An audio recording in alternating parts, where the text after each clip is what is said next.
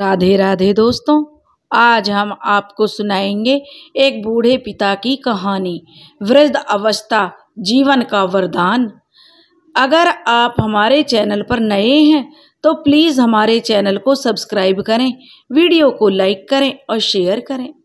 राधे श्याम जी सुनसान सड़क पर चले जा रहे थे। वो सोच रहे थे, भगवान से बार बार जो अपने मन में ही कह रहे थे, हे भगवान, जिन बच्चों के लिए मैंने अपना पूरा जीवन कुर्बान कर दिया, जिनकी इच्छाएं पूरी करने के लिए मैंने अपनी इच्छाओं का गला घोट दिया, जिन्हें पाल पोस कर मैंने इतना बड़ा किया कि आज जब वो दोनों किसी काबिल बन गए तो अपने इस बूढ़े लाचार बाप को ही जान से मार देना चाहते हैं। इतना सोचते ही राधे श्याम जी फबक फबक कर रो पड़े। उनकी बूढ़ी आंखों में नमी आने से रास्ता उन्हें और भी धुंधला नजर आने लगा। पल भर रुककर उन्होंने अपने स्वाफे से अपने आंसू साफ किए और सिसकियां भरते हुए वापस उन्हीं बातों में खो गए जो आज सुबह उनके बेटे और बहुएं आपस में कर रहे थे। छोटा बेटा कह रहा था, भैया मैं तो कहता हूँ बाबूजी को किसी वृद्ध आश्रम में भेज देते हैं, कम से कम उनसे पीछा तो छूटेगा। छोटे बेटे का नाम विकास था और विकास बड़े बेटे राजन से बोला तो बड़ा बेटा राजन बोला, अरे छोटे, मेरी तो कुछ समझ में नहीं आ रहा। अगर बाबूजी को वृद्धाश्रम में भेजेंगे तो तू भी जानता है कि लोग कितनी बातें बनाएंगे, हर जगह हमारी थू थू हो जाएगी। तब छोटा बेटा बोला, लेकिन भैया बाबूजी को कोई छोटी मोटी बीमारी तो नहीं है, कोढ़ है कोढ़। अब घर में बच्चे भी हैं, अगर किसी बच्चे को जो बाबूजी से इन्फेक्शन हो गया तो उनके लिए तो भैया वृद्धाश्रम ही सही रहेगा। तब बड़ा भाई बोला, अरे नहीं छोटे, मुझे नहीं लगता कि उनकी बीमारी के कारण वृद्धाश्रम वाले भी उन्हें जगह देंगे। तब छोटा बोला, भैया एक बार उन्हें वृद्धाश्रम छोड़ आते हैं, फिर चाहे तो वृद्धाश्रम वाले उन्हें रखें चाहे निकाल दें, हमें उससे क्या। इतना कहते हुए विकास जो बोला अपनी बात उसने कह दी तो छोटी बहू बोली, लेकिन ऐसा किया तो हमारी बहुत बदनामी होना तय है, हमें इस बात का कोई और हल निकालना पड़ेगा। तभी बड़ी बहू बोली, क्या मतलब? तब बड़ी बहू ने कहा तो छोटी बहू बोली, क्यों ना समय रहते हुए बाबूजी से जमीन जायदाद के कागजों पर अंगूठा लगवा लिया जाए और फिर हमेशा हमेशा के लिए उनसे छुटकारा पा लिया जाए। छोटी बहू की बात सुनकर अचानक चारों तरफ शांति छा गई। उसके बाद वो चारों काफ़ी देर तक कानाफूसी करने लगे। बेटे और बहुओं की यह बात सुनते ही जैसे राधे श्याम जी को झटका सा लगा कि आखिर मेरे अपने ही बच्चे मुझे मारने की साजिश कैसे रच सकते हैं। अपने कानों पर उन्हें यकीन करना बड़ा मुश्किल हो रहा था, लेकिन जल्दी उन्होंने खुद को यकीन दिलाया कि यह सपना नहीं हकीकत है। फिर उन्होंने अपने कुछ कपड़े और प्रॉपर्टी के कागज़ एक बैग में रखे और मौका देखकर अपने ही घर से भाग निकले। अपने ही बच्चों की कई बातें सोचते हुए जो राधे श्याम जी को अचानक रास्ते में पड़े एक पत्थर से ठोकर लगी और इस ठोकर से वह मुंह के बल सड़क पर गिर पड़े और उनका बैग एक चबूतरे के पास जा गिरा। जैसे तैसे राधे श्याम जी ने खुद को तो संभाला और वहाँ से उठे और वहीं चबूतरे पर जाकर बेहताशा रोने लगे। उन्होंने अपने बीते दिन याद आ रहे थे जब वह 16 वर्ष की उम्र में उनका बड़ा बेटा राजन बहुत अधिक बीमार हो गया था, तो कैसे उनकी जान बचाने के लिए उन्होंने डॉक्टरों से मिन्नत की थी। अपने शरीर में खून की कमी होने के बावजूद उन्होंने बेटे को बचाने के लिए अपना खून दिया था और आज वही बेटा अपने बीमार बूढ़े बाप को ही दिल में उनके जो एक हुक सी उठी कि मारना चाहते हैं और अपने भाग्य को कोसते हुए राधे श्याम जी बिलख कर रो पड़े। क्या हुआ बाबा? तभी जो वहाँ से एक ऑटो ड्राइवर गुजरते हुए बोला, आपकी तबीयत तो ठीक है, आपको कोई परेशानी है क्या? तो वह ऑटो वाले ने उन्हें जो रोते हुए देखकर पूछा तो राधे श्याम जी बोले, बहुत प्यास लगी है इसलिए सांस फूल रही है बेटा। तो ऑटो वाले ने अपनी ऑटो में से पानी की बोतल निकाली और उन्हें पानी पिलाया और राधे श्याम जी के कहने पर उन्हें ऑटो में बिठाकर बस स्टॉप पर ले आया और वहाँ वह खड़े हुए किसी बस के आने का इंतजार करने लगे और मन ही मन उन्होंने तय कर लिया कि अब वह अपने बुढ़ापे में भी अपना जीवन आत्मसम्मान से बिताएंगे और अपने भाग्य का फैसला किसी और को करने नहीं देंगे। वृद्धावस्था मौत का पैगाम ना होकर जीवन का वरदान भी तो हो सकती है। कहाँ जाना है यह तो राधे श्याम जी नहीं जानते थे। जो बस उनके सामने आई वह उसी बस में बैठ गए और थोड़ी देर में कंडक्टर उनके पास आया और बोला, काका आपको कहाँ जाना है? तो राधे श्याम जी बड़े उदासी भरे स्वर में बोले, जहाँ ये बस ले जाएगी मुझे वहीं का टिकट दे दो, क्योंकि मेरी मंजिल तो मुझे नहीं पता। इधर राधे श्याम जी जब अपने नए सफ़र की ओर निकल पड़े तो वहीं दूसरी ओर उनके बेटे और बहू उन्हें ढूंढने लगे। राधे श्याम जी के दोस्तों से लेकर रिश्तेदारियों के पास भी उनके बेटे गए, लेकिन उन्हें उनका कुछ पता नहीं चला। दरअसल वो लोग अपने बाबूजी के जाने से परेशान नहीं थे, वे तो उनसे छुटकारा पाना ही चाहते थे। लेकिन सारी जायदाद अपने नाम करवाने के बाद और इसी लालच में वो लोग राधे श्याम जी को ढूंढ रहे थे। अगले दिन सुबह बस अचानक चलते चलते रुक गई। शायद बस में कोई खराबी आ गई थी। राधे श्याम जी की आँख खुली तो देखा सामने ही एक छोटा सा गांव है और उन्हें बहुत भूख लगी थी, इसलिए वे वहीं उतर गए और आसमान की ओर देखते हुए हाथ जोड़कर प्रार्थना करने लगे, हे भगवान अब आप ही कोई रास्ता दिखाओ। तभी उन्हें जो मंदिर से घंटी की आवाज़ सुनाई दी और वो उसी दिशा में निकल पड़े। वहाँ जाकर देखा तो गांव के बीचों बीच एक बड़ा सा मंदिर बना हुआ था। वे मंदिर में चले गए और भगवान को माथा टेक कर बाहर आए तो वहीं प्रसाद वितरित किया जा रहा था। उन्होंने मंदिर के जो प्रसाद से ही अपने पेट की भूख को शांत किया और वहीं एक कोने में बैठ गई। थोड़ी देर में मंदिर के प्रांगण में भीड़ बढ़ गई। पूछने पर पता चला कि मंदिर में हर सोमवार को दूसरे शहर से डॉक्टर आते हैं और मरीजों की मुफ्त जांच करने के साथ साथ उन्हें दवाई भी उपलब्ध करवाते हैं। यह बात सुनकर राधे श्याम जी का ध्यान अपनी बीमारी की ओर गया। उन्होंने भी डॉक्टर से जो अपनी जांच करवाई। जांच करने के बाद डॉक्टरों ने बताया कि बीमारी अपने शुरुआती चरण में है, इसलिए वह इलाज से कुछ ही समय में पूरी तरह से ठीक हो सकते हैं। यह सुनकर राधे श्याम जी को जीने की कुछ आस जगी, लेकिन बिना पैसों के गुजर बसर कैसे की जाए, यह सोचकर वे अब भी परेशान थे और चिंता में डूबे हुए थे। वे मंदिर के प्रांगण में ही एक कोने में सो गए। तभी अचानक एक जोरदार आवाज़ से उनकी नींद खुल गई।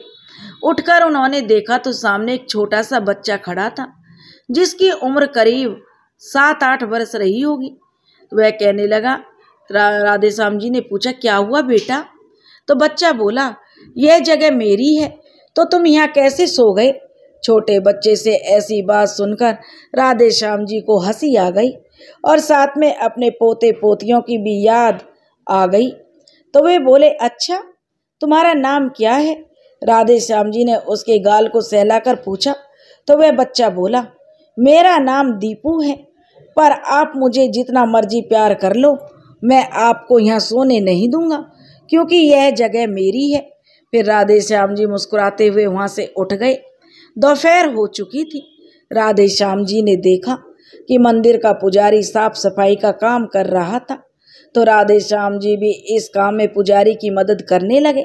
तभी दीपू वहाँ आ गया तो पुजारी उससे कहने लगा, कुछ सीखो इनसे, इतने बूढ़े होकर भी वो मंदिर के कामों में मदद कर रहे हैं।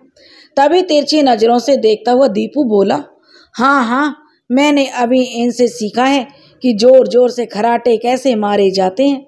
इस बात पर राधे श्याम जी को फिर से हंसी आ गई। उस समय दीपू वहाँ से चला गया। फिर पुजारी जी बोला, माफ़ करना बाबा, दीपू में बचपना है, कुछ भी बोल जाता है। फिर राधे श्याम जी ने कहा, नहीं बेटा, मुझे बुरा नहीं लगा। तुम्हारे बेटे को देखकर मुझे अपने पोते की याद आ जाती है, वह भी लगभग इतनी ही उम्र का है। फिर पुजारी जी बोले, नहीं बाबा, दीपू मेरा बेटा नहीं है। दरअसल दीपू के माता पिता उसे बरसों पहले मंदिर में छोड़कर चले गए थे, तब से दीपू यहीं रहता है। हम सब लोग मिलकर उसकी देखभाल करते हैं। दीपू स्कूल तो नहीं जाता मगर दिमाग से काफ़ी तेज है। यह बात सुनकर राधे श्याम जी को बड़ा दुख हुआ कि एक तरफ तो उनके बच्चे हैं जो उनसे जायदाद हासिल करके उनसे छुटकारा पाना चाहते हैं, और दूसरी तरफ यह बेचारे पुजारी जी हैं। यह छोटा सा बच्चा है जिसके माँ बाप ने उसे त्याग कर दिया है, और ये पुजारी जी उन्हें पाल पोस रहे हैं। कितनी क्रूर दुनिया है। यह सोच सोचकर राधे श्याम जी का कलेजा फटने लगा। दोपहर हो चुकी थी। भूख के मारे पेट की अंतड़ियां कुलबुलाने लगी। पेट की भूख शांत करने के लिए राधे श्याम जी पास के एक ढाबे पर चले गए, बिना यह जाने कि वहाँ पर नॉनवेज खाना भी मिलता है। और उन्होंने दुकान पर जाकर उससे रोटी सब्जी देने के लिए कहा। 100 रुपये की एक प्लेट है, दुकानदार ने कहा। तो राधे श्याम जी ने अपनी जेब टटोली तो मुश्किल से उनकी जेब में से जो 70 रुपये निकले, वह बिना खाए पिए ही जो वहाँ से वापस मंदिर की तरफ लौट आए। तभी थोड़ी देर में दीपू पुजारी जी के पास आया और बोला कि वह बूढ़ा आदमी पास के एक होटल से नॉनवेज खाकर जो मंदिर में आ रहा है। यह बात सुनकर पुजारी जी राधे श्याम जी के पास आया और कहने लगा, बाबा आप मांस खाकर मंदिर में नहीं आ सकते, आपको बाहर ही रुकना होगा। यह बात सुनकर राधे श्याम जी आश्चर्य में पड़ गए और फिर बोले, नहीं बेटा, मैंने तो कुछ खाया ही नहीं। लेकिन उनकी बातों को बिना सुने ही पुजारी जी वहाँ से चला गया। राधे श्याम जी मंदिर के बाहर आ गए और सोचने लगे, अब कहाँ जाया जाए। कुछ कदम चले तो सामने एक बड़ा सा खेत था, जहाँ खेत का मालिक धान की रोपाई करवा रहा था। तभी राधे श्याम जी बोले, बेटा एक जगह पर 1 से 2 पौधे की जो रोपाई नहीं करनी चाहिए, और पौधों की कतार के बीच कम से कम 25 सेंटीमीटर की दूरी होनी चाहिए। ऐसा करने से फसल अच्छी होगी। उनकी यह बात सुनकर खेत का मालिक बहुत खुश हुआ और उनसे बोला, बाबा आपको तो खेती का अच्छा ज्ञान है, क्या आप मेरे खेत में काम करेंगे? तो राधे श्याम जी बोले, बेटा काम तो मैं कर लेता, लेकिन इस उम्र में इतनी भाग दौड़ मुझसे नहीं होती। तो खेत का मालिक बोला, बाबा आपको केवल मजदूरों को दिशा निर्देश देने हैं और यह ध्यान रखना है कि वह सही से काम करें। इसके बदले मैं आपको प्रतिदिन 500 रुपये दूंगा। तो राधे श्याम जी ने हाँ में सिर हिला दिया और उसी दिन से काम करना शुरू कर दिया। और शाम को जब पैसे हाथ में आए तो बड़ी शान से एक शाकाहारी ढाबे पर गए और अपने मनपसंद के दाल चावल ऑर्डर किए। इधर राधे श्याम जी ने पेट भरकर स्वादिष्ट खाना खाया। उधर ढाबे के मालिक ने देखा राधे श्याम जी के आने के बाद अचानक लोगों का आना शुरू हो गया, और आज का दिन ढाबे के मालिक के लिए बहुत अच्छा रहा। खाना खाकर राधे श्याम जी रात को खेत के किनारे बने एक छप्पर के नीचे सो गए। अब हर रोज ऐसा ही होने लगा। राधे श्याम जी दिन भर काम करके उस ढाबे पर खाना खाने जाते और उनके जाने के साथ ही ढाबे पर भीड़ बढ़ जाती। एक दिन वह उस ढाबे पर खाना खाने नहीं गए तो ढाबे का मालिक परेशान हो गया।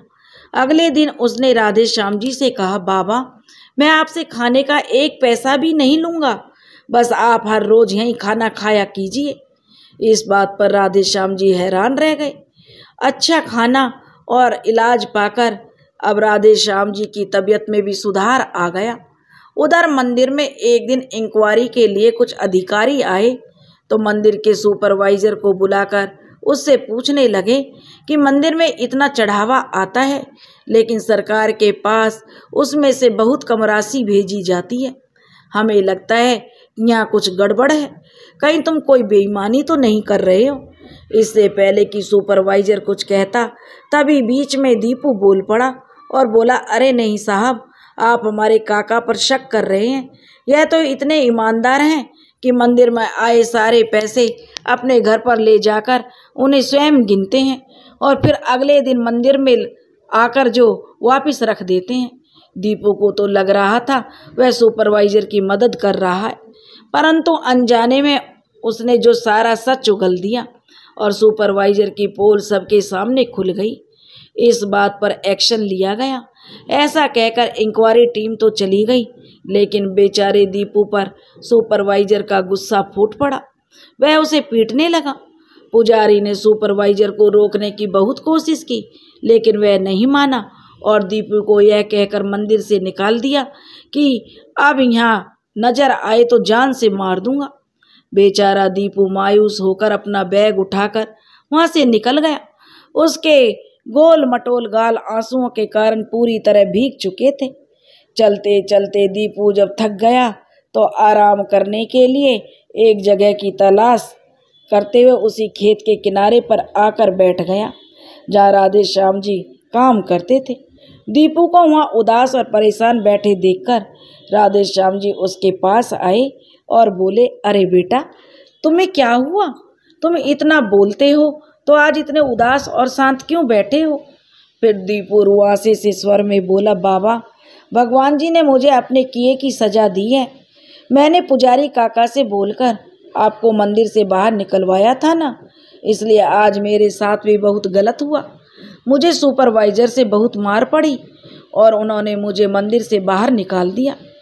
राधे श्याम जी के पूछने पर दीपू ने उन्हें सारी बात बताई तो राधे श्याम जी ने दीपू को प्यार करते हुए उसके आंसू पोंछे और बोले, कोई बात नहीं बेटा, अब से तुम मेरे साथ रहना। तो दीपू मुस्कुरा उठा। अब दोनों के बीच दोस्ती हो गई। बातों बातों में दीपू ने राधे श्याम जी से पूछा, आप कहाँ से आए हैं बाबा? क्या आपका कोई परिवार नहीं है? तो राधे श्याम जी की आंखों में आंसू आ गए और बोले, परिवार तो है बेटा, लेकिन अपना कोई नहीं है। मेरे अपने ही बच्चे मुझसे छुटकारा पाना चाहते थे, इसलिए मैं घर से भागकर यहाँ आ गया। तो दीपू बोला, अरे बाबा, उदास मत हो, मुझे देखो, मेरे मम्मी पापा ने तो मुझे बचपन में ही छोड़ दिया। क्या मैं आपकी तरह उदास हूँ? फिर आप क्यों उदास होते हो बाबा? बहुत हो गया रोना धोना, अब हम दोनों एंजॉय करेंगे। दीपू की बात सुनकर राधे श्याम जी सोचने लगे, इतना छोटा सा बच्चा आखिर इतना समझदार कैसे हो सकता है। अगले दिन खेत के मालिक की इजाज़त से उन दोनों ने मिलकर कुछ लकड़ियां इकट्ठा की और उस पर छप्पर के इर्द गिर्द लगाकर एक छोटी सी झोपड़ी बना ली ताकि वे दोनों वहाँ आराम से रह सकें। शाम को खेत का मालिक उनके पास आया तो कहने लगा, बाबा, अगर आपको किसी भी चीज़ की ज़रूरत हो तो मुझे बताना। तभी राधे श्याम जी ने यह सुनकर दीपू की तरफ देखने लगे और फिर धीरे से खेत के मालिक से बोले, शायद मुझे जिस चीज़ की ज़रूरत थी वह मुझे मिल गई, फिर भी अगर कोई ज़रूरत होगी तो मैं आपको याद करूँगा। राधे श्याम जी और दीपू एक दूसरे के साथ बहुत खुश थे। अब दीपू भी खेत में काम में जो राधे श्याम जी का हाथ बटाने लगा। वे दोनों पूरा सप्ताह भर काम करते, लेकिन रविवार के दिन छुट्टी लेकर एक दूसरे के साथ समय बिताते। एक दिन दीपू ने राधे श्याम जी से कहा, बाबा, मैंने अपने माँ बाप को तो नहीं देखा, लेकिन जब से आप मुझे मिले हैं तो मुझे तो आप में अपनी माँ और पिता नज़र आते हैं। लेकिन बाबा, मैंने तो सुना है बुढ़ापा आने के बाद इंसान भगवान के पास चला जाता है, और आप भी तो बूढ़े हो गए हो, इसका मतलब आप भी जल्दी भगवान के पास चले जाएंगे। लेकिन इससे पहले आप मुझे बताओ कि आपकी कौन कौन सी ख्वाहिश है जिन्हें आप पूरा करना चाहते हैं लेकिन कभी पूरा नहीं कर पाए। दीपू के मुंह से ऐसी बात सुनकर राधे श्याम जी हैरान थे और मन ही मन सोचने लगे, अपनी पूरी जिंदगी मैंने अपने बच्चों की ख्वाहिशें पूरी करने में लगा दी, लेकिन उन्होंने मुझे उसका यह सिला दिया, और आज यह छोटा सा बच्चा मुझसे पूछ रहा है कि मेरी क्या ख्वाहिश है। मेरे बच्चों ने तो कभी इस बारे में सोचा भी नहीं था। उसी समय दीपू बोला, अरे बाबा, आप कहाँ खो गए?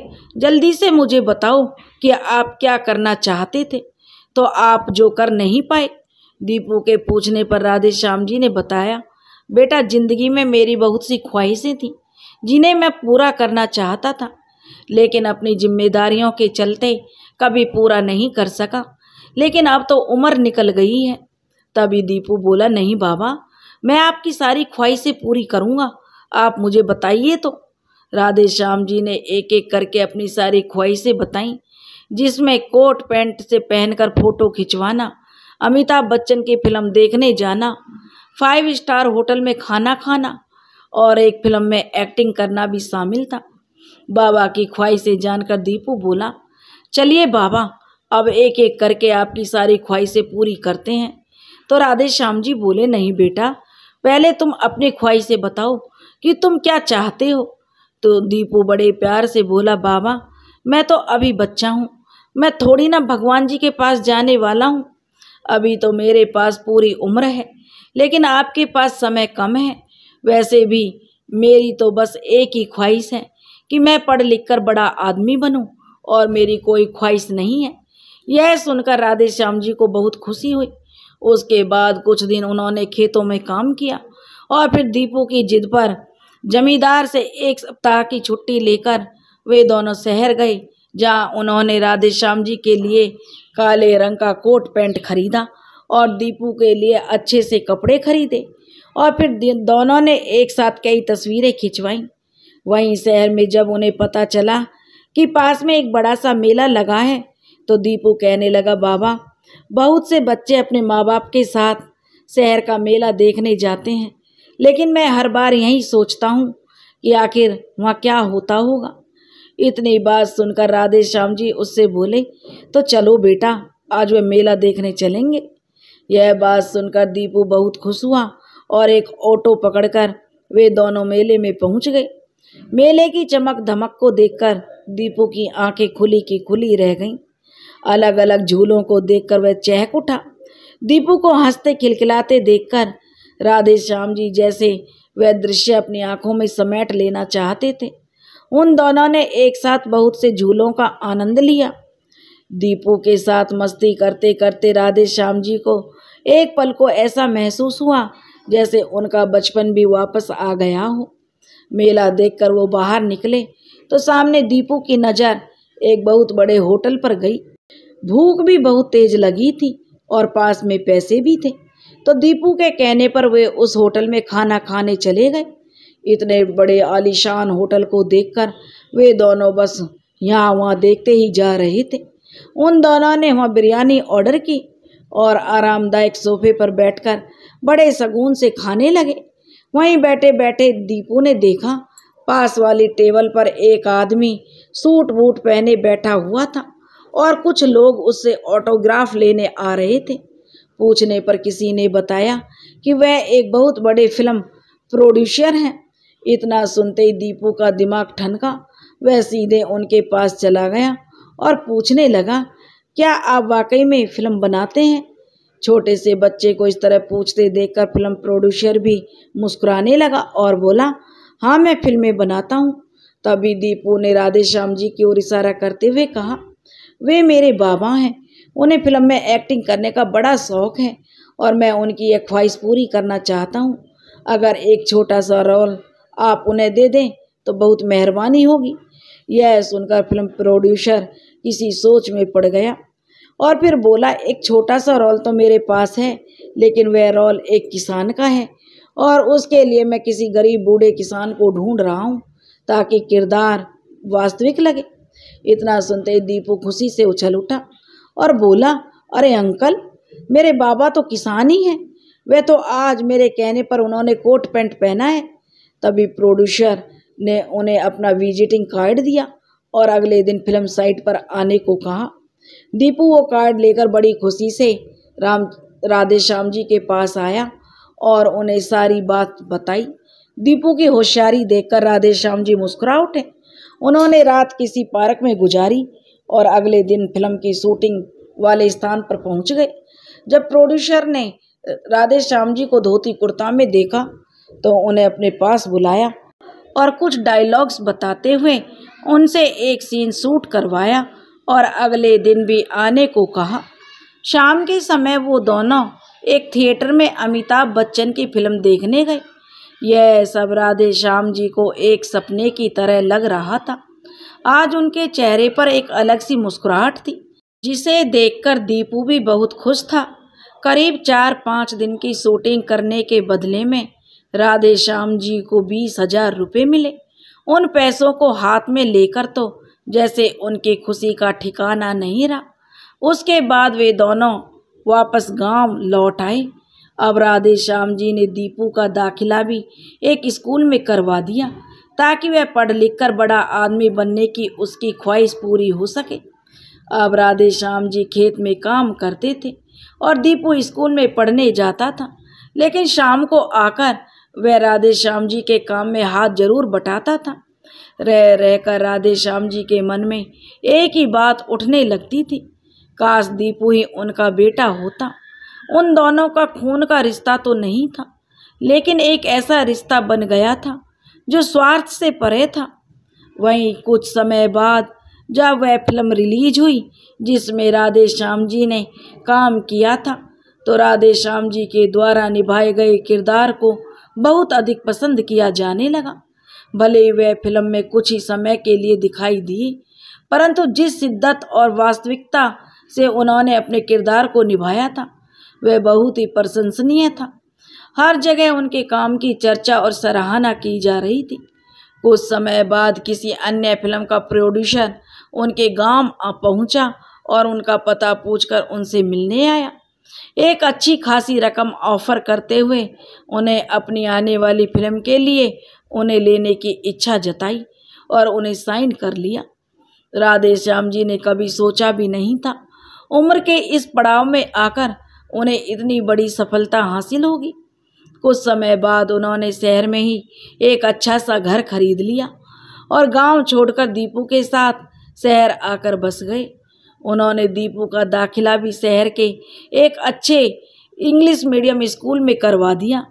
वहीं जब उनके बेटों और बहुओं तक यह बात पहुंची कि राधे श्याम जी अब फिल्मों में काम करने लगे हैं और अच्छा खासा पैसा कमाने लगे हैं, तो उनके दोनों बेटे उनका पता पूछते पूछते उनके घर तक आ पहुँचे।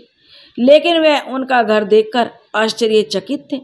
घर के बाहर बड़ी सी नेम प्लेट लगी हुई थी जिस पर उनका नाम लिखा हुआ था। रंग बिरंगे बल्बों की रोशनी से उनका सारा घर जगमगा रहा था। दरवाजे की घंटी बजने पर राधे श्याम जी बाहर आए तो पीछे पीछे दीपू भी आ गया और उनके बेटे बोले, पिताजी आप हमें छोड़कर कहाँ चले गए थे? हमने आपको कहाँ कहाँ नहीं ढूंढा, लेकिन आप हमें नहीं मिले। अपनी सेवा करने का अधिकार आपने हमसे क्यों छीन लिया था पापा जी, बताइए। जानते हैं हम पर क्या बीत रही है बाबूजी। ऐसा कहते हुए उनका बड़ा बेटा राजन आंसू बहाता हुआ जैसे ही उनके गले लगने लगा तो राधे श्याम जी ने उसे पीछे झटकते हुए बोले, मुझे मालूम है तुम मुझे क्यों ढूंढ रहे थे। प्रॉपर्टी के कागजों पर मेरे दस्तखत करवाने के लिए, केवल इसलिए है ना? तो वह बोला, नहीं पिताजी। छोटा बेटा विकास ने कहा, यह आप कैसी बातें कर रहे हैं? राधे श्याम जी बोले, मुझे सब मालूम है बेटा। उस दिन मुझसे छुटकारा पाने का जो नायाब हल तुम दोनों ने निकाला था वह मैं जानता हूँ। तुम्हारी एक एक बात मैं उस दिन सुन चुका था, इसलिए अपना घर छोड़कर मैं भाग निकला। राधे श्याम जी की बात सुनकर दोनों बेटे शर्म के मारे पानी पानी हो रहे थे। फिर राधे श्याम जी कहने लगे, लेकिन बेटा कहते हैं ना, भगवान एक रास्ता बंद करते हैं तो नया रास्ता खोल भी देते हैं। किसे मालूम था यह छोटा सा बच्चा मुझे मिल जाएगा जो मेरे सगे बेटों से भी बढ़कर मुझे प्यार देगा, मेरा ख्याल रखेगा। दीपू के सिर पर हाथ रखते हुए राधे श्याम जी ने बड़े आत्मविश्वास भरे स्वर में बोले। तब उनके बेटे बोले, लेकिन पिताजी आपने खुद के बेटों को छोड़कर आप पराये लोगों पर अपना प्यार लुटा रहे हैं। राधे श्याम जी बोले, खबरदार इसे पराया बोला तो। दीपू मुझे मेरी जान से भी ज़्यादा प्यारा है। और हाँ, एक बात कान खोल कर सुन लो, जिस जायदाद की खातिर तुम दोनों यहाँ तक आए हो ना, उस जायदाद में से मैं एक फूटी कौड़ी भी तुम्हें नहीं दूंगा। मेरी सारी जायदाद पर अब केवल और केवल दीपू का ही हक होगा। मेरा और दीपू का रिश्ता भले ही तुम लोगों की समझ से बाहर हो, लेकिन मेरे लिए यह रिश्ता बहुत अनमोल है। अब तुम लोगों से मेरा कोई लेना देना नहीं है, निकल जाओ यहाँ से। आज बेटों को अपनी करने का फल मिल गया था। राधे श्याम जी ने उन्हें बता दिया था, एक पिता सिर्फ अपने बेटों को प्यार ही नहीं दे सकता, बल्कि ज़रूरत पड़ने पर उन्हें जिंदगी का सबसे बड़ा सबक भी सिखा सकता है और साथ ही साथ दुनिया के सामने भी एक मिसाल पेश की कि वृद्धावस्था मौत का पैगाम ना होकर जीवन का वरदान भी हो सकती है। दोस्तों, अगर आपको यह कहानी पसंद आई हो तो प्लीज़ हमारे चैनल को सब्सक्राइब करें, वीडियो को लाइक करें और शेयर करें। राधे राधे।